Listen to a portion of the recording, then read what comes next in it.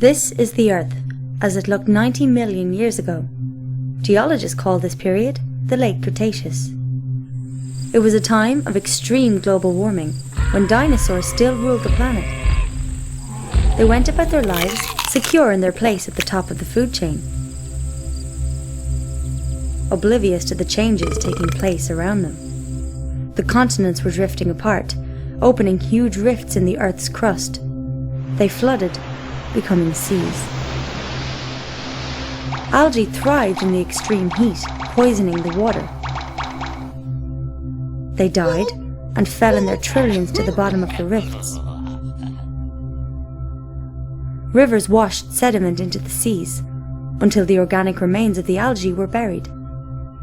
As the pressure grew, so did the heat, until a chemical reaction transformed the organics into hydrocarbon fossil fuels, oil, and natural gas. A similar process occurred on land, which produced coal. It took nature about 5 million years to create the fossil fuels that the world consumes in 1 year. The modern way of life is dependent on this fossilized sunlight, although a surprising number of people take it for granted. Since 1860, geologists have discovered over 2 trillion barrels of oil. Since then, the world has used approximately half. Before you can pump oil, you have to discover it. At first, it was easy to find and cheap to extract. The first great American oil field was Spindletop, discovered in 1900. Many more followed. Geologists scoured America. They found enormous deposits of oil, natural gas, and coal. America produced more oil than any other country, enabling it to become an industrial superpower. Once an oil well starts producing oil, it's only a matter of time before it enters a decline. Individual wells have different production rates. When many wells are averaged together, the combined graph looks like a bell curve.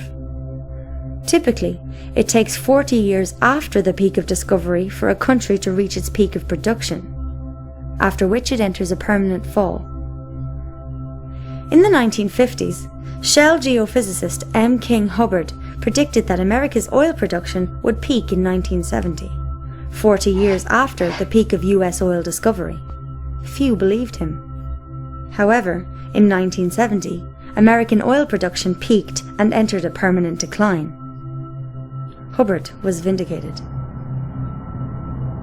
From this point on, America would depend increasingly on imported oil. This made her vulnerable to supply disruptions and contributed to the economic mayhem of the 1973 and 1979 oil shocks. The 1930s saw the highest rate of oil discoveries in US history. In spite of advanced technology, the decline in the discovery of new American oil fields has been relentless. More recent finds, such as Anwar, would at best provide enough oil for 17 months. Even the new Jack 2 field in the Gulf of Mexico would only supply a few months of domestic demand. Though large, neither field comes close to satisfying America's energy requirements. Evidence is now mounting that world oil production is peaking or is close to it. Globally, the rate of discovery of new oil fields peaked in the 1960s. Over 40 years later, the decline in discovery of new fields seems unstoppable. 54 of the 65 major oil-producing nations have already peaked in production. Many of the others are expected to follow in the near future. The world will need to bring the equivalent of a new Saudi Arabia into production every 3 years to make up for declining output in existing oil fields. In the 1960s, 6 barrels of oil were found for every one that was used. 4 decades later, the world consumes between 3 and 6 barrels of oil for every one that it finds. Once the peak of world oil production is reached, demand for oil will outstrip supply, and the price of gasoline will fluctuate wildly, affecting far more than the cost of filling a car. Modern cities are fossil fuel dependent. Even roads are made from asphalt, a petroleum product, as are the roofs of many homes. Large areas would be uninhabitable without heating in the winter or air conditioning in the summer. Suburban sprawl encourages people to drive many miles to work, school, and stores. Major cities have been zoned with residential and commercial areas placed far apart, forcing people to drive. Suburbia and many communities were designed on the assumption of plentiful oil and energy. Chemicals derived from fossil fuels, or petrochemicals, are essential in the manufacture of countless products.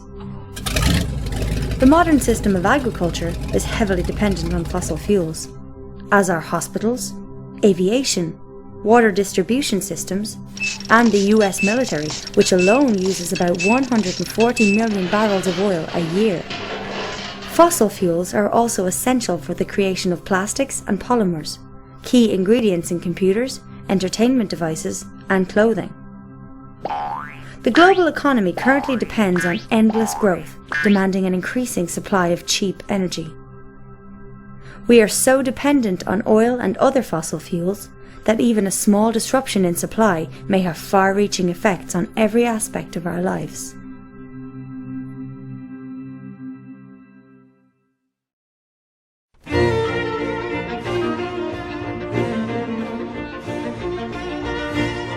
Energy is the ability to do work. The average American has available the energy equivalent of about 150 slaves working 24 hours a day. Materials that store this energy for work are called fuels. Some fuels contain more energy than others. This is called energy density. Of these fuels, oil is the most critical.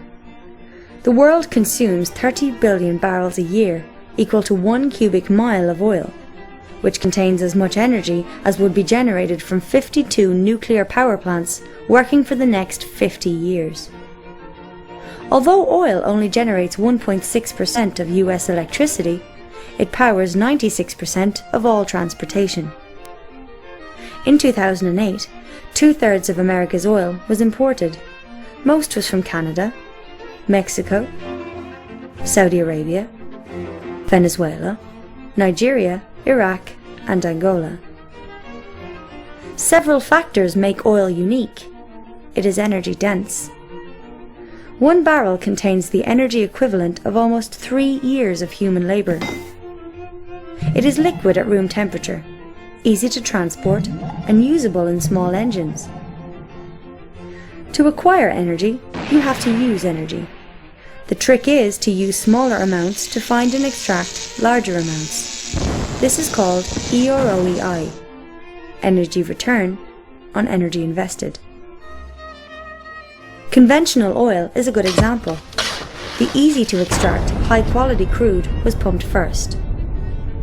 Oilmen spent the energy equivalent of 1 barrel of oil to find and extract 100. The EROEI of oil was 100.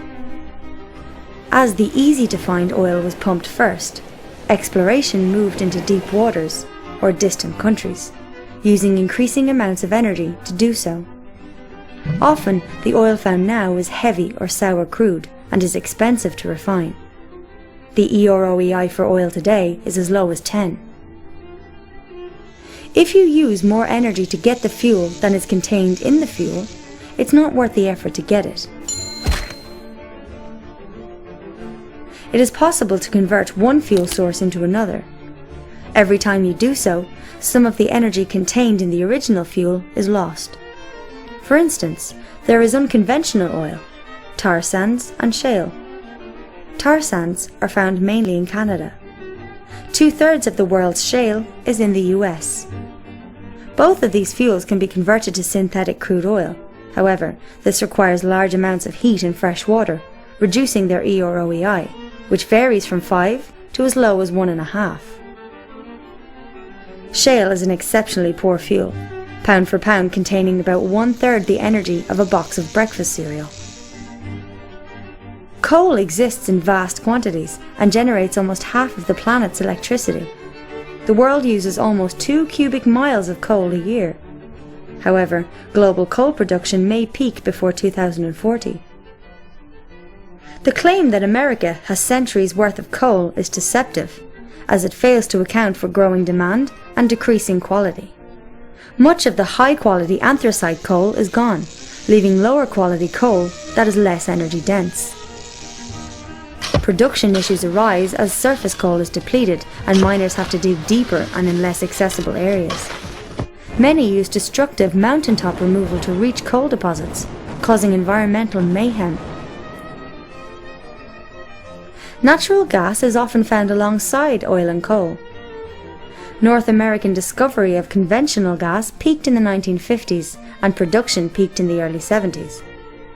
If the discovery graph is moved forward by 23 years, the possible future of North American conventional natural gas production is revealed. Recent breakthroughs have allowed the extraction of unconventional natural gas, such as shale gas, which might help offset decline in the years ahead. Unconventional natural gas is controversial, as it needs high energy prices to be profitable. Even with unconventional gas, there may be a peak in global natural gas production around 2030. Large uranium reserves for nuclear fission still exist. To replace the 10 terawatts the world currently generates from fossil fuels would require 10,000 nuclear plants. At that rate, the known reserves of uranium would last for only 10 to 20 years.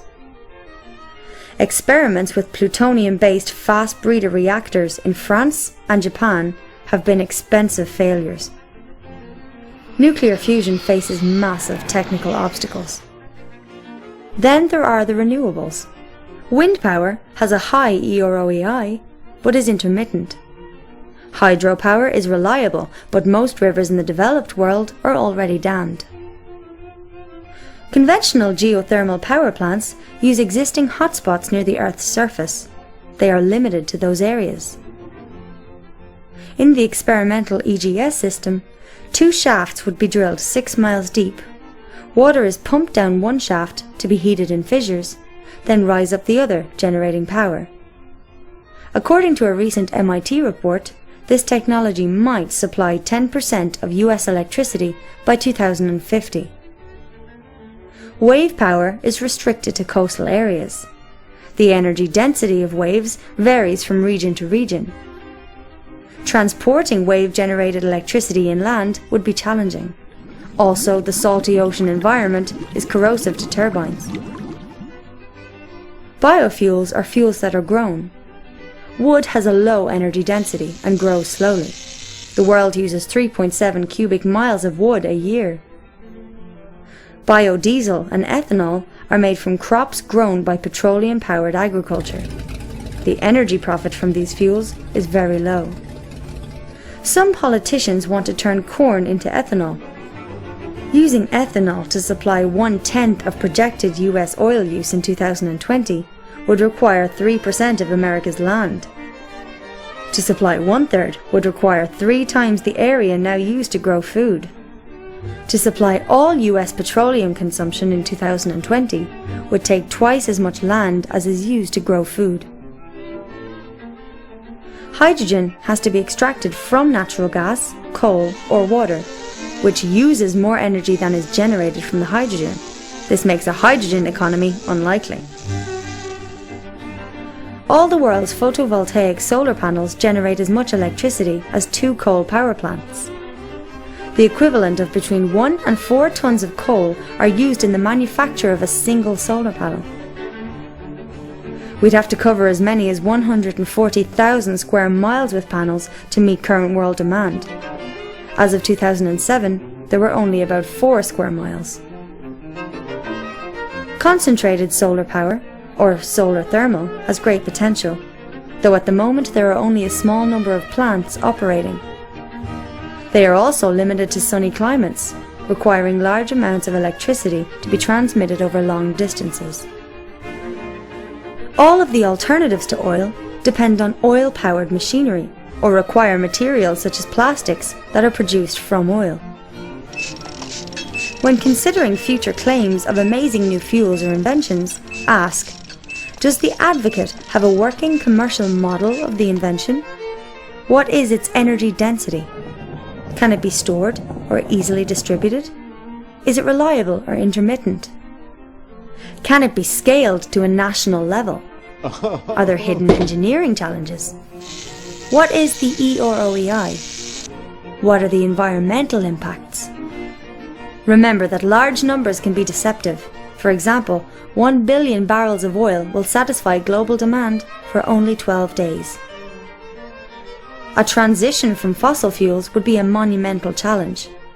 As of 2007, coal generates 48.5% of US electricity. 21.6% is from natural gas. 1.6% is from petroleum. 19.4% is from nuclear. 5.8% is from hydro. Other renewables only generate 2.5%.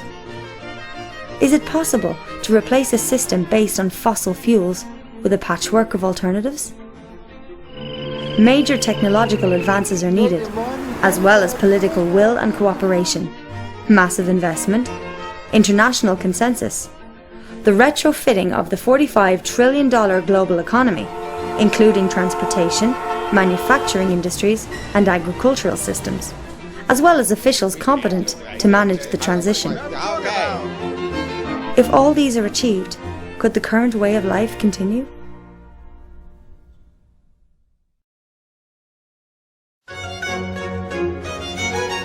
These bacteria live in a bottle.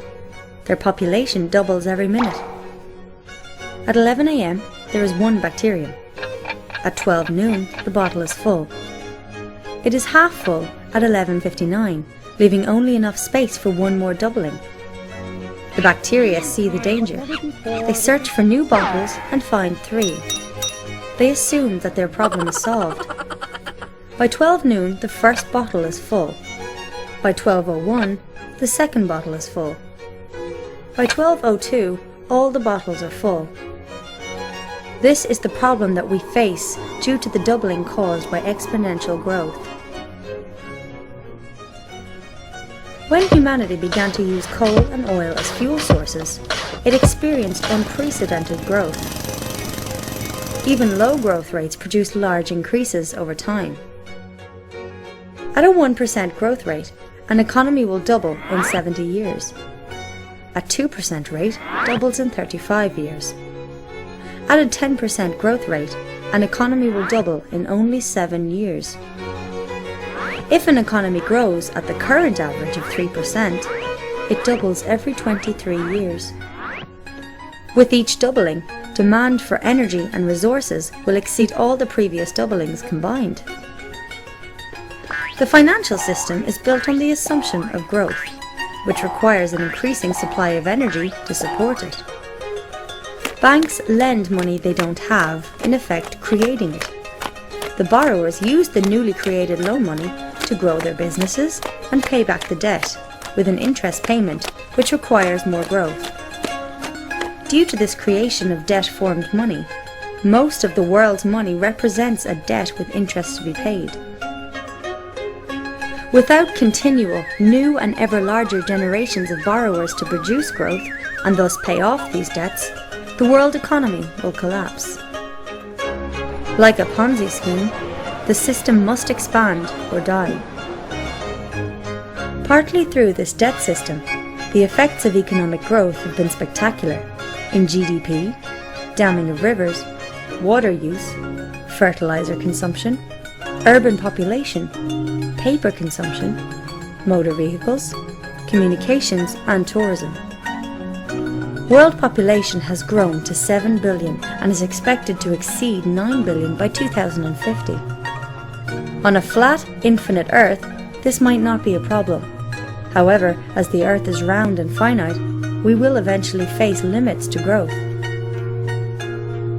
Economic expansion has resulted in increases in atmospheric nitrous oxide and methane, ozone depletion, increases in great floods, damage to ocean ecosystems, including nitrogen runoff, loss of rainforest and woodland, increases in domesticated land, and species extinctions.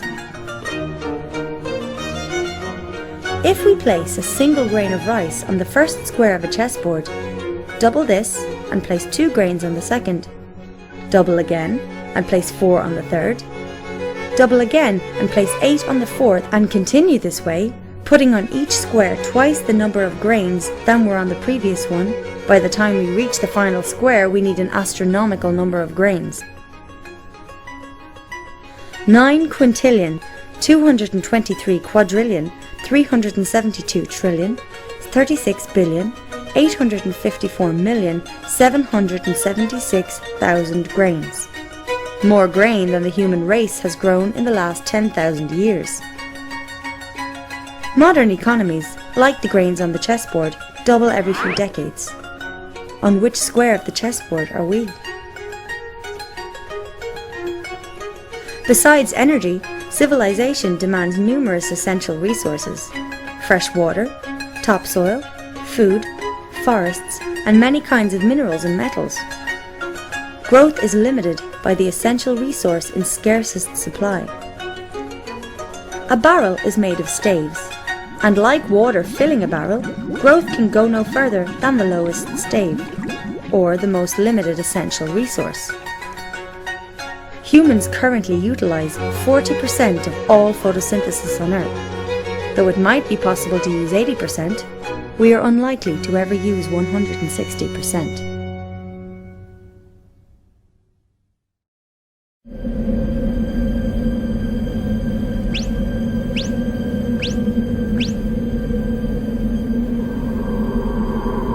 The global food supply relies heavily on fossil fuels.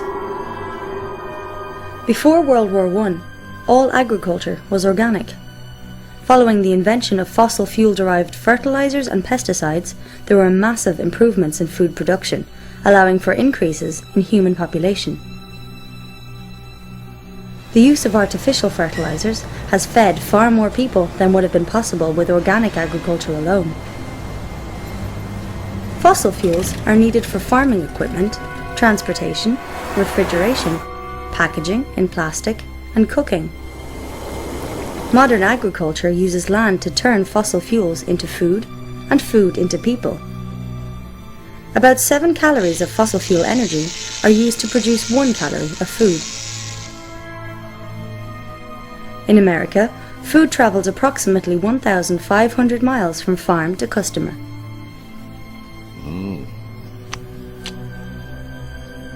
Besides fossil fuel decline, there are several threats to the current system of food production. Cheap energy, improved technology, and subsidies have allowed massive fish catches. Global fish catches peaked in the late 1980s, forcing fishermen to move into deep waters. Nitrogen runoff by fossil fuel-based fertilizers poisons rivers and seas, creating enormous dead zones.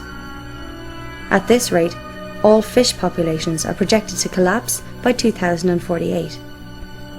Acid rain from cities and industries leaches the soil of vital nutrients such as potassium, calcium, and magnesium.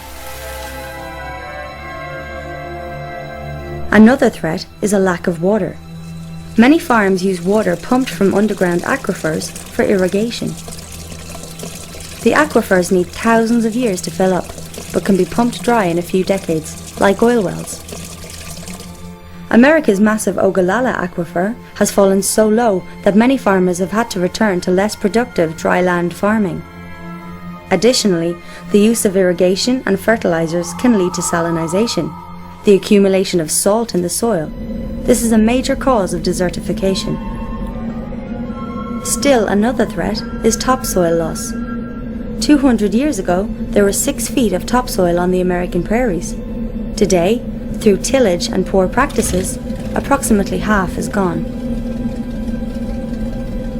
Irrigation encourages the growth of stem rust fungi like UG99, which has the potential to destroy 80% of the world's grain harvest. According to Norman Borlaug, father of the Green Revolution, stem rust has immense potential for social and human destruction.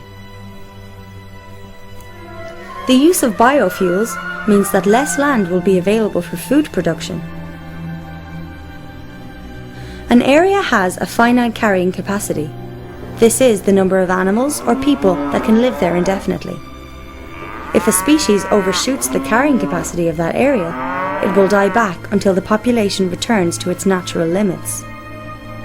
The world has avoided this die-off by finding new lands to cultivate or by increasing production, which has been possible largely thanks to oil. To continue growth, more resources are required than the Earth can provide, but no new planets are available. In the face of all these challenges, global food production must double by 2050 to feed the growing world population. 1 billion people are already malnourished or starving. There will be challenges in feeding over 9 billion in the years to come, when world oil and natural gas production will be in decline.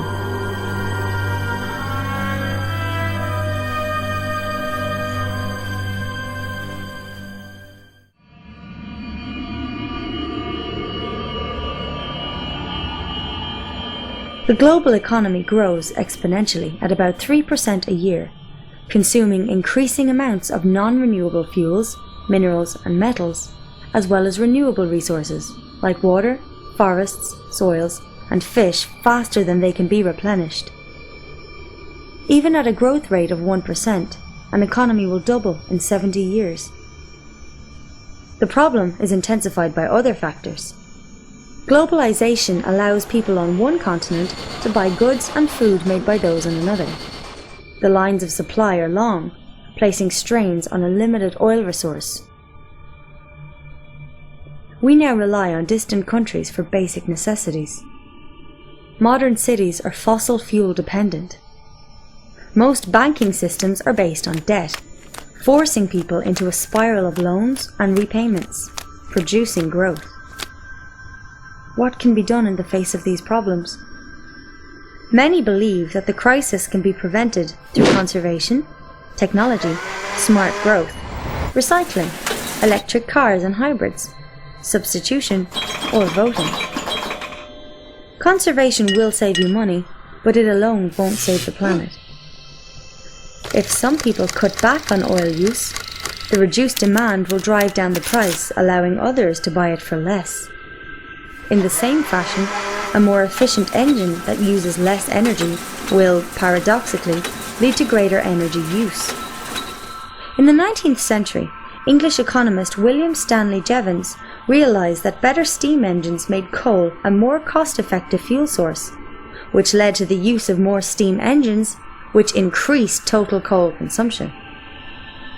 Growth of use will consume any energy or resource saved through conservation.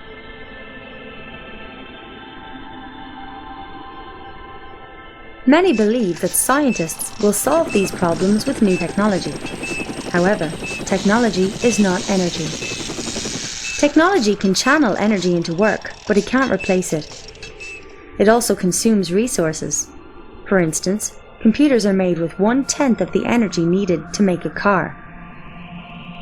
More advanced technologies may make the situation worse, as many require rare minerals, which are also approaching limits. For example, 97% of the world's rare earths are produced by China, most from a single mine in Inner Mongolia. These minerals are used in catalytic converters, aircraft engines, high-efficiency magnets and hard drives, hybrid car batteries, lasers, portable X-rays, shielding for nuclear reactors, compact discs, hybrid vehicle motors, low-energy light bulbs, fiber optics, and flat-screen displays. China has begun restricting the export of these minerals, as demand soars. So-called sustainable growth, or smart growth, won't help, as it also uses non-renewable metals and minerals in ever-increasing quantities, including rare earths. Recycling will not solve the problem, as it requires energy, and the process is not 100% efficient. It is only possible to reclaim a fraction of the material being recycled. A large portion is lost forever as waste. Electric cars run on electricity. As most power is generated from fossil fuels, this is not a solution. Also, cars of all types consume oil in their production. Each tire alone requires about 7 gallons of petroleum. There are around 800 million cars in the world as of 2010. At current growth rates, this number would reach 2 billion by 2025. It is unlikely that the planet can support this many vehicles for long, regardless of their power source. Many economists believe that the free market will substitute one energy source with another through technological innovation. However, the main substitutes to oil face their own decline rates. Substitution also fails to account for the time needed to prepare for a transition. The US Department of Energy's Hirsch report estimates that at least 2 decades would be needed to prepare for the effects of peak oil. The issues of energy shortages, resource depletion, topsoil loss, and pollution are all symptoms of a single, larger problem: growth. As long as our financial system demands endless growth, reform is unlikely to succeed. What then will the future look like? Optimists believe that growth will continue forever, without limits. Pessimists think that we're heading towards a new Stone Age, or extinction. The truth may lie between these extremes. It is possible that society might fall back to a simpler state, one in which energy use is a lot less. This would mean a harder life for most, more manual labour, more farm work, and local production of goods, food, and services. What should a person do to prepare for such a possible future? Expect a decrease in supplies of food and goods from faraway places. Start walking or cycling. Get used to using less electricity. Get out of debt. Try to avoid banks. Instead of shopping at big box stores, support local businesses. Buy food grown locally at farmers' markets. Instead of a lawn, consider gardening to grow your own food. Learn how to preserve it. Consider the use of local currencies, should the larger economy cease to function, and develop greater self-sufficiency.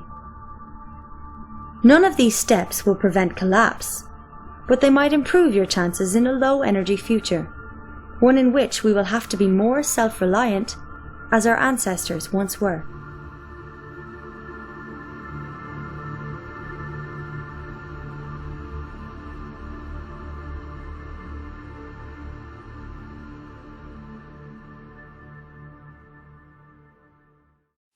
La Agencia Internacional de Energía estimó que el auge del petróleo de esquisto en Estados Unidos está creando un choque de oferta que revoluciona el mercado energético y que se expande a todo el mundo.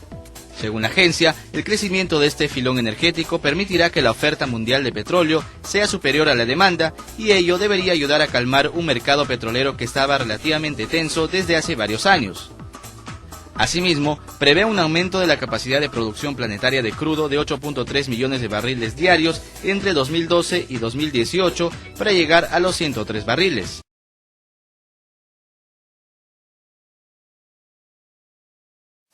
Contamos con vastos recursos que se encuentran en yacimientos no convencionales, es decir, en aguas profundas, en formaciones de lutitas, de donde se puede extraer petróleo y gas shale, como se conoce comúnmente.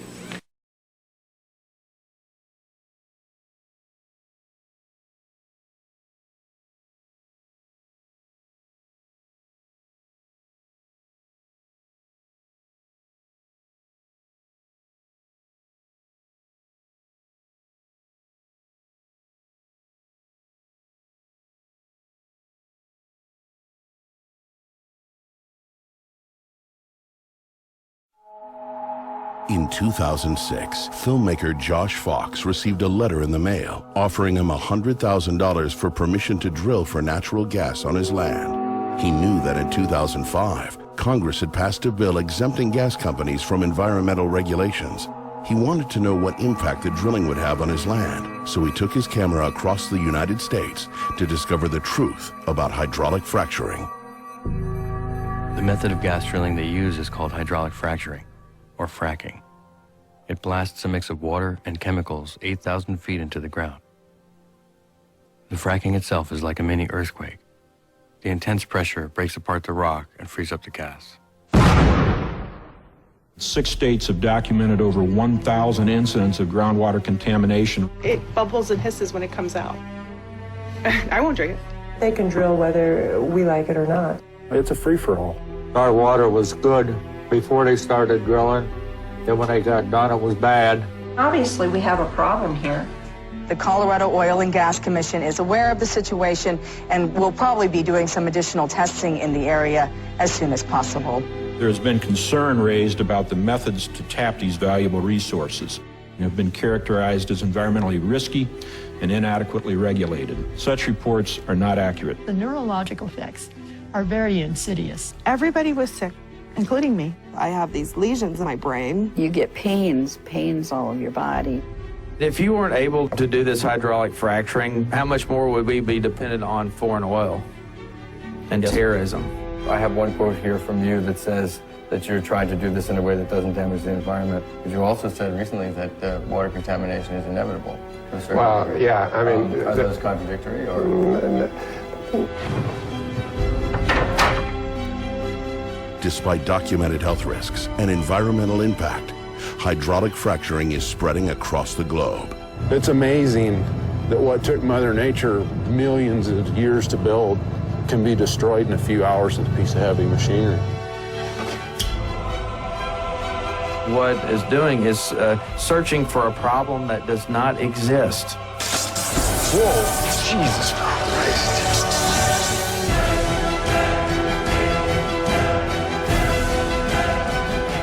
It's not supposed to do that.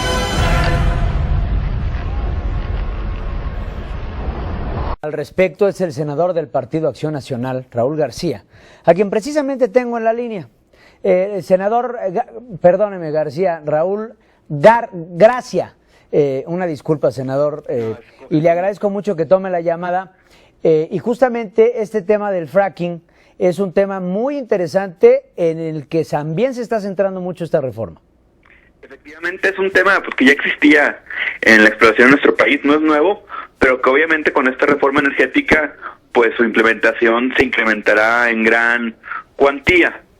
Creo que debemos de tener una posición intermedia, no el extremo de quienes la pretenden impedir en su totalidad, pero tampoco de quienes la quieren realizar sin ningún control y de forma indiscriminada. Como toda actividad industrial, pues obviamente tiene efectos en el medio ambiente, claro, y se deben establecer los mecanismos para garantizar pues que esta afectación no sea mayor y que dé sustentabilidad al medio ambiente y a nuestra tierra, nuestro país. Senador, tenemos algunas experiencias en el país, sin embargo hay una amplia experiencia en Estados Unidos, en donde pues ya este tipo de extracción, tanto de gas natural como del mismo petróleo, el petróleo de lutitas, porque salen las dos cosas, sí, podría colocar, según estudios, a México en una posición muy interesante en reservas de gas natural por esta vía, y nos pone en una clara ventaja ante muchos otros países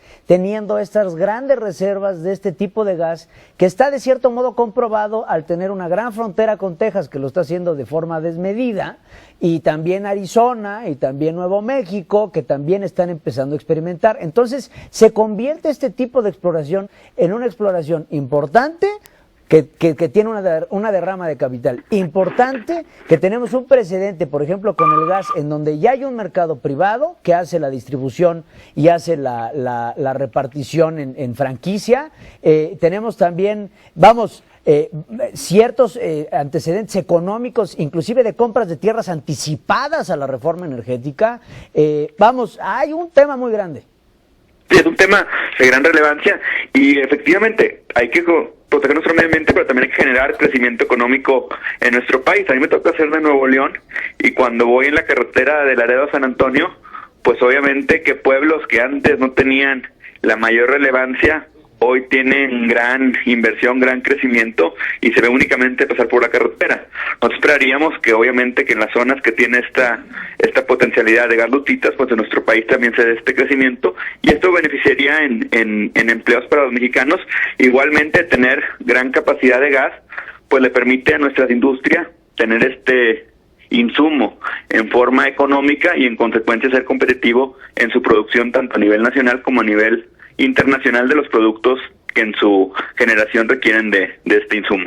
Senador Raúl Gracia, te agradezco mucho, senador, por el Partido Acción Nacional, por habernos tomado la llamada. Al contrario, pero me conocía la orden.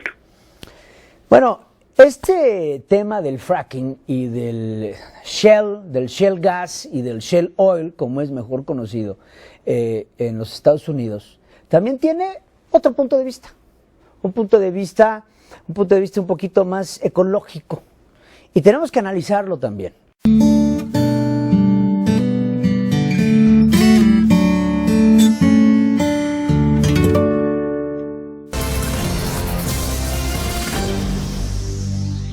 Estas montañas son una mina de oro negro. Los geólogos estiman que podrían transformarse en más de 3.000 millones de barriles de petróleo. Es el milagro de la pizarra bituminosa. Hace tiempo que se sabe de su existencia, pero extraerla salía muy caro. Ahora que el petróleo está por las nubes, una empresa petrolera crea verdado con una fórmula rentable. Se perforan pozos en la roca y se introducen varillas metálicas que calientan la piedra a 650 grados. A esta temperatura el petróleo se separa de la roca y se puede bombear. This is the final product that we got, which can be used as a combination of jet fuel, diesel fuel and naphtha for gasoline. El reto es evitar que el petróleo se filtre con el agua, para lo que se necesita congelar la zona que rodea los pozos. En resumen, mucha energía y mucha agua, un bien que escasea en la zona y que es el origen del rechazo de los vecinos y de los grupos ecologistas. Detalles menores para la petrolera que ya se frota las manos. Si funciona, calculan que se podrán producir cientos de miles de barriles al día. Pero ese vuelco a la producción mundial de crudo tendrá que esperar al menos 10 años. Crece la preocupación que la crisis de Irak afecte los precios del petróleo y la economía mundial. ¿Por qué? Vamos a poner esto en contexto. El grupo suní autodenominado Estado Islámico de Irak y Siria están dominando territorios con importantes recursos económicos y militares en Irak. Riesgo de una guerra civil con chiitas en el sur y ahora en el poder. 3 preocupaciones. La primera, aunque el conflicto se concentra en el norte del país, no en el sur donde está el 75% de la producción petrolera del país, si la situación sigue escalando, llegaría al sur, afectaría la producción y el precio del barril de petróleo podría subir entre 10 y 15 dólares según estimaciones. Segunda preocupación, la oferta futura. El consumo global se está incrementando y uno de los productores claves para cubrir esa demanda, ¿quién es? Irak. Se estima que este país proveerá el 60% del incremento de la producción de la OPEP en los próximos 10 años. La OPEP ofrece cerca del 40% del petróleo mundial. La inestabilidad puede afectar los planes de inversión y producción. Y por último, preocupa que el conflicto entre sunis y chiitas alcance a los estados del Golfo Pérsico, donde el 23% de las exportaciones petroleras de Estados Unidos vienen de ahí. Vamos a conectarnos con Jorge Piñón de la Universidad de Texas. Piñón, es un gusto tenerte en el programa. ¿Estás de acuerdo con la lectura que hice? Gracias, Javier. Yo creo que sí, está muy bien presentada la situación. No solamente la preocupación es sobre Irak, pero la preocupación es de lo que le llamamos el impacto o el efecto dominó, que en algún momento llega a impactar a países como Arabia Saudita, Qatar y Kuwait. Tenemos otro problema y eso es que un cambio de gobierno, un cambio de régimen en Irak puede ser por un grupo de personas que no tienen disciplina ninguna, como lo que sucedió, por ejemplo, en Libia, donde perdimos la producción de Libia pero hoy Libia no está bajo un gobierno organizado, no bajo un gobierno estable, y esa producción no se ha podido recuperar. Así que el problema que tenemos en Irak no solamente un posible cambio de régimen, pero también tenemos un posible cambio por un régimen que no tenga la disciplina económica y administrativa para mantener ese nivel de producción del país. La preocupación que hay que si sucediera que los grupos sunnis tomaran posesión del sur y se viera quebrada, digamos, la producción en el sur, que es donde se concentra la mayor producción de Irak, pudiera tener un efecto en la economía mundial, porque no conviene que siga incrementando el precio del petróleo en medio de una recuperación. La gente piensa en Estados Unidos, pero se olvidan que China, cerca del 10% de la importación petrolera viene de Irak. Ahora, el contraargumento, algunos dicen, bueno, pues lo que tienen que hacer los países es buscar otras opciones. Si se le corta a Irak, se le corta a Medio Oriente, bueno, China puede buscar a otros países como Venezuela, por ejemplo. Estados Unidos puede buscar a México. ¿Qué tú le dirías a ese argumento? Bueno, el problema es que hay un solo país en el mundo hoy que tiene capacidad adicional para incrementar su producción entre 2 y 3 millones de barriles diarios, y ese es Arabia Saudita. Es decir, no, Venezuela ya está a su cupo, Nigeria está a su cupo, Angola, los Estados Unidos no podemos exportar petróleo, somos importadores netos de petróleo. El único país en el mundo que hoy en día, en un periodo de quizás 2-3 meses, pueda incrementar su producción de petróleo es Arabia Saudita, y ese margen es de solamente 2 o 3 millones de barriles diarios, que es exactamente más o menos la capacidad que podamos perder de Irak. Así que no solamente algunos países consumidores vamos a tener que reducir el consumo de petróleo, pero también no hay otra solución. Mencionaste anteriormente el dilema que tiene India. Muchos de estos países han puesto todos sus huevos en una misma canasta. Y esa canasta es la canasta del Golfo Pérsico o la canasta de Irán o de Arabia Saudita, que son los países más conflictivos. Así que la Unión Soviética, por ejemplo, la Unión Soviética hoy en día, que es el segundo mayor productor de petróleo en el mundo, no ha incrementado su producción petrolera en los últimos 12, 18 meses. Así que ese es otro problema que vamos a tener. Arabia Saudita es el único país que tiene la capacidad para llenar el vacío que Irak pudiera dejar en el mercado. Piñón, no quiero pescar de comparar la historia como único espejo de lo que va a pasar en el futuro, pero cuando veo estas cosas, la imagen que me viene es la crisis petrolera de los 70 y el efecto que tuvo en las economías en los 80, especialmente en aquellas economías que dependen de la importación de petróleo. Hoy en día todavía la economía mundial depende del petróleo, por más que queramos no queramos aceptar, esa es la realidad. Pregunto, ¿sería descabellado hacer una comparación de lo que está pasando ahora en Medio Oriente, algo muy similar a lo que sucedió en los 70 con la crisis petrolera?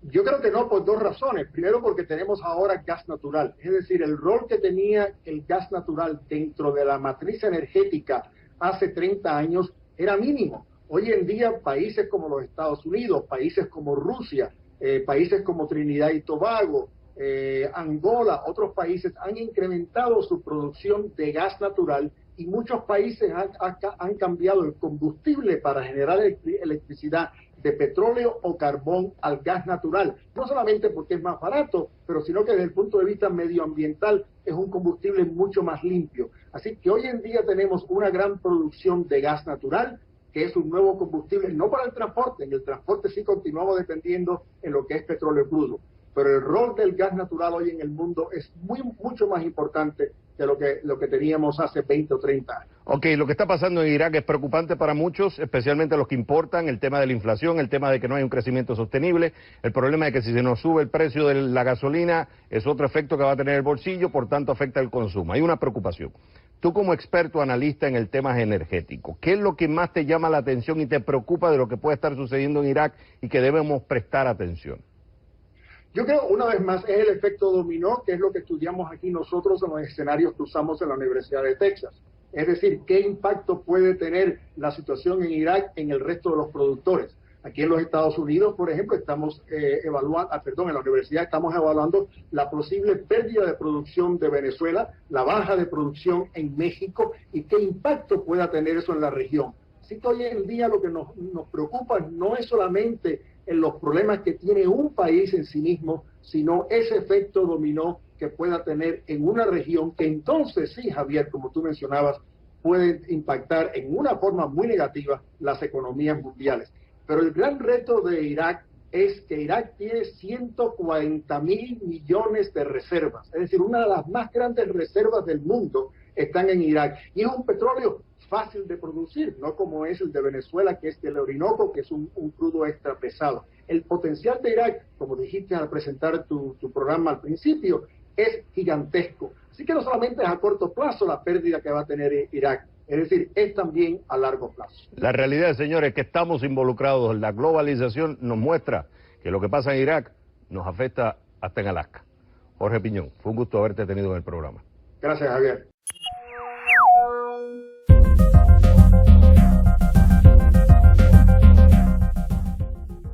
La caída en los precios internacionales del petróleo ha provocado una verdadera guerra entre los países productores de este energético.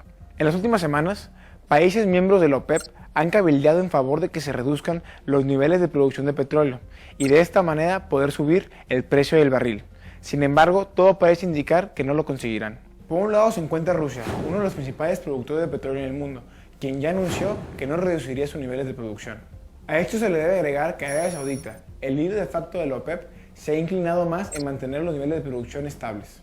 En lo que concierne a México, el gobierno no puede darse el lujo a reducir los niveles de producción que ya por sí solos han caído lo suficiente. De tal modo, los ojos del mundo están puestos el día de hoy en la reunión de la OPEP para conocer cuál será su decisión final. Para conocer más de este tema y otros, puedes ingresar a la página de reporteindigo.com. Muchas gracias y hasta la próxima.